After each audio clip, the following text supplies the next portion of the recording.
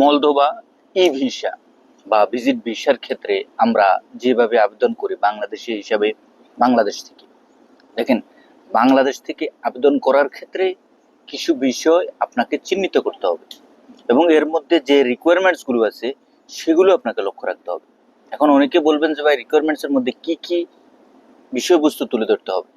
আপনার পাসপোর্টের মেয়াদ বিশেষ করে 6 মাসের উপরে থাকতে হবে। সাথে সাথে আপনার যেই অন্য কোনো দেশে ভ্রমণ করার যে হিস্টোরিগুলো সেগুলো সুন্দরভাবে ফুটিয়ে তুলতে হবে। এম্বাসি বরাবর কাভার লেটার এবং ফরওয়ার্ডিং লেটার একবার স্পষ্ট ভাষায় সুন্দরভাবে ফুটিয়ে তুলতে হবে। সাথে সাথে আপনার ব্যাংক স্টেটমেন্ট, বাংলাদেশের সয় সম্পত্তি থেকে শুরু করে আপনার যেই প্রপার্টি আছে এগুলোর উপর ভিত্তি করে বিষয়বস্তুগুলো সম্পূর্ণরূপে ফুটিয়ে তুলতে হবে এম্বাসি বরাবর।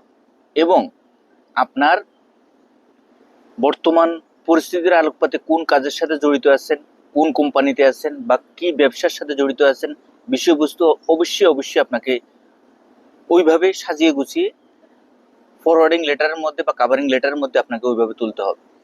এবং আপনার বিজনেস প্রপার্টির যেই লাইসেন্স আছে এবং আপনার যে ট্যাক্স, গভর্নমেন্ট যে ট্যাক্সের ফর্ম আছে, সম্পূর্ণ সবকিছু।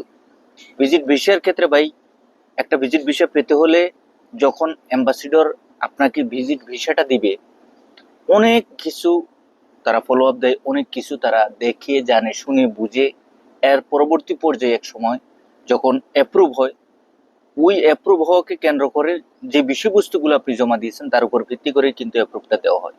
মূলত কোনো কাজে বা কোথাও কোনো একটা পেপারের মধ্যে কোনো মানে ঘাটতি রাখা যাবে না। একবারে এ টু জেড সম্পূর্ণ সবকিছু আপনাকে বুঝে শুনে আবেদন করবেন, ইনশাল্লাহ মলদোভার ভিসা মানে ভিজিট ভিসাটা খুব সহজেই আপনি পাবেন। ধন্যবাদ।